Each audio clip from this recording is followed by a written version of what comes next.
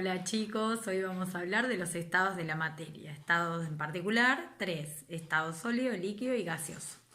El modelo cinético molecular nos dice, o es una manera de representar cómo está formada la materia, y postula que la materia está formada por partículas muy pequeñas, que estas partículas están en continuo movimiento y que entre esas partículas hay fuerzas de atracción y fuerzas de repulsión. Vamos ahora a las características de los estados. Empezamos con el estado sólido. El modelo plantea que las partículas que forman a un sólido están muy ordenadas y muy juntas unas de otras, porque tienen grandes fuerzas de atracción entre ellas y muy pocas fuerzas las fuerzas de atracción le ganan a las fuerzas de repulsión. De esta manera los sólidos pueden mantener forma propia y volumen propio. Pero como estas partículas están en continuo movimiento, acá dice que no tienen, pero sí tienen un movimiento vibracional. Entonces los sólidos, este pequeño movimiento permite que se dilaten o que se contraigan un poquito cuando aumenta la temperatura. Ejemplo que explica la dilatación en los sólidos. Presten mucha atención al movimiento de las partículas y al volumen. Empezamos con un sistema sólido. Ves que sería una herramienta y vamos a considerar un punto de esa herramienta sólida y esto sería como la ampliación, es decir, como una especie de lupa mágica que nos permitiría ver las partículas que componen nuestra herramienta. La teoría cinético-molecular, su primer postulado nos decía las partículas están siempre en constante movimiento. Fíjate que una vez que yo pongo activa la animación, se cumple esta premisa. Aunque esté a la menor temperatura posible, las partículas se están moviendo. Es un sólido, por lo tanto las partículas vibran. Esta palabra es clave. Vibran alrededor de una posición fija. Si yo juego a aumentar la temperatura, veré que, tal y como ya he aprendido, la temperatura es una medida de cuál es la rapidez con la que se mueven las partículas. Al aumentar la temperatura, va o debe aumentar la velocidad de movimiento de las partículas, pero te llamo la atención para que mires qué pasa con el volumen. Fíjate que el volumen aquí es ligeramente por debajo de 250 centímetros cúbicos. Si yo llevo la temperatura a 50 grados centígrados, el volumen aumenta a 250, es decir, hay una pequeña variación del volumen a nivel macroscópico. ¿Qué está pasando con las partículas? Como hemos dicho antes, ahora vibran más rápidamente. ¿Qué ocurre? Que cada partícula, al vibrar, podemos decir más alrededor de su punto, de su posición fija, lo que hace es que necesita un poco más de espacio alrededor. La suma de esos pequeños espacios que cada una necesita a su alrededor es lo que hace que aumente el volumen de forma muy pequeñita a nivel macroscópico. Es lo que llamamos la dilatación de un sólido. Y podríamos probar a aumentar aún más la temperatura. Fíjate qué ocurrirá. Las partículas van a vibrar ahora locamente y también se produce un aumento del volumen. La explicación es exactamente la misma que hemos visto antes.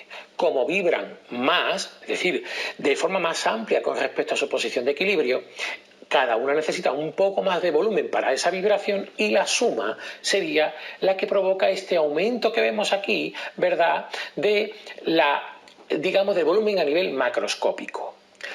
Ahora pasamos al estado líquido.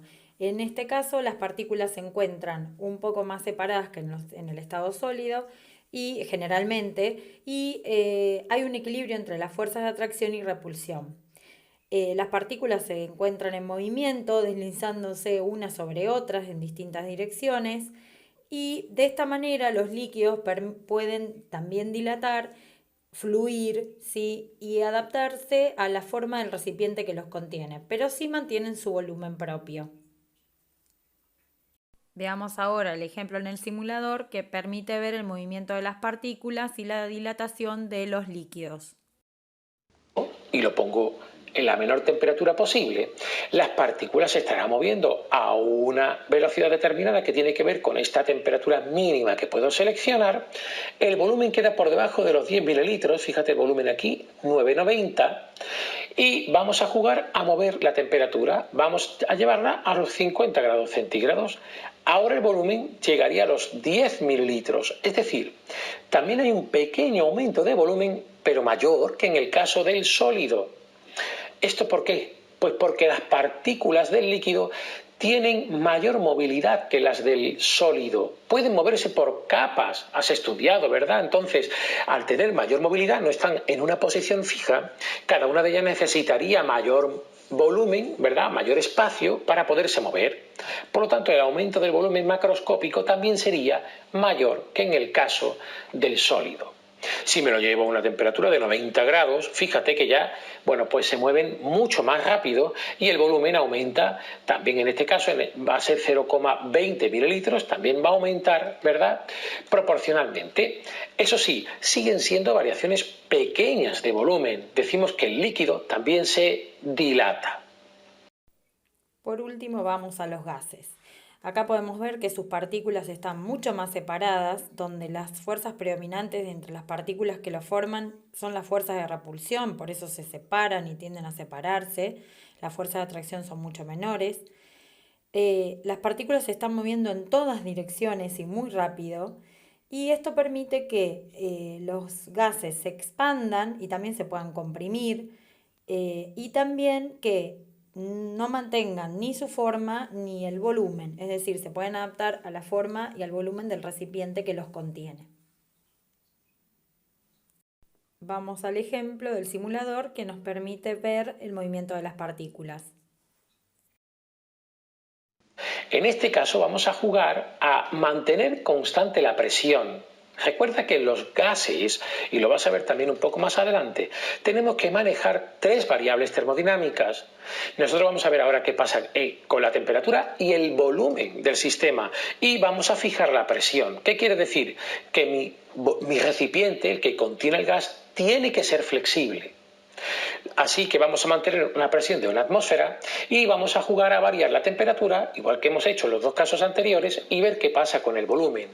Fíjate que el volumen es 1,83 litros. Las partículas se mueven lentamente dentro del globo porque estamos a baja temperatura. Voy a aumentar la temperatura.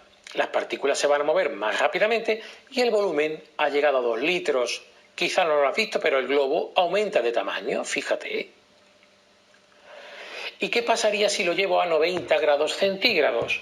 Recuerda, la presión siempre es constante. Si hago esto, fíjate que las partículas se van a mover mucho más y que el volumen aumenta hasta los 2,25 litros. Es decir, es un aumento apreciable de volumen. Podemos decir que en el caso de los gases, ese aumento es aún mayor que en el líquido y por supuesto que en los sólidos porque las partículas del gas se mueven libremente por todo el volumen, por todo el espacio disponible, y eso hace que, en este caso, el aumento de su velocidad haga necesario mayor volumen para que todas ellas se puedan mover a mayor, podríamos decir, rapidez, chocando lo mismo en el sentido de que la presión es constante. Espero que te haya quedado ahora más claro. Bueno, con esto hemos terminado con la explicación de los estados de la materia. Igualmente, si tienen alguna duda, me pueden contactar por el Classroom. Les mando un saludo y felices Pascuas.